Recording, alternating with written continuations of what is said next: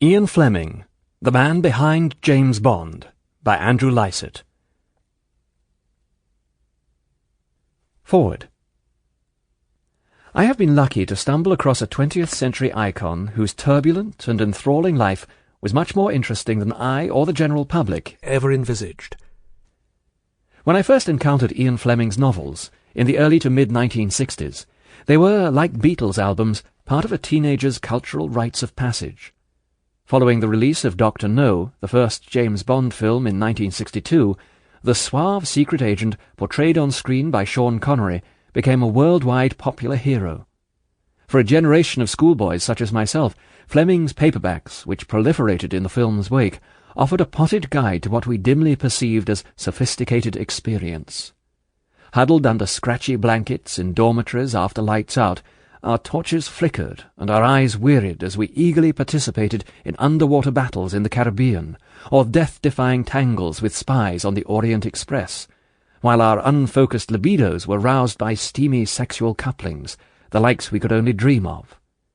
The action was more traditionally exciting than Mickey Spillane, and the bedroom scenes more direct than Harold Robbins. Not for nothing did Fleming, in his frequently self-disparaging manner, call his books the product of an adolescent imagination. Another of his descriptions was fairy tales for grown-ups.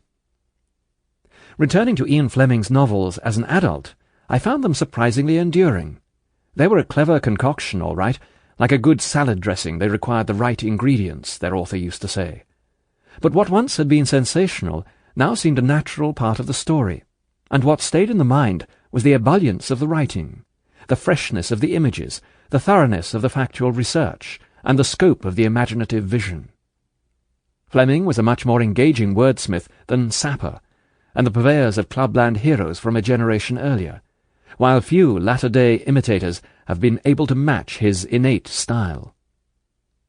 My interest in Fleming as a subject for a biography started from my supposition, only partly true I later found out, that he was a prototype James Bond, a wartime spy whose various exploits could be charted from papers in the Public Record Office, which had recently been released either under the normal 30-year rule or, if more secret, as a result of the major administration's open government initiative.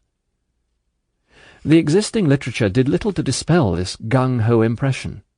In 1966, only 2 years after Fleming's death, John Pearson wrote a lively biography which suffered, through no fault of his own, from being too close to its subject, both in time and in perspective. The book was initiated by the Sunday Times, for which both he and Ian had worked. Pearson managed to flesh out Ian's wartime career, showing how... Sample complete. Ready to continue?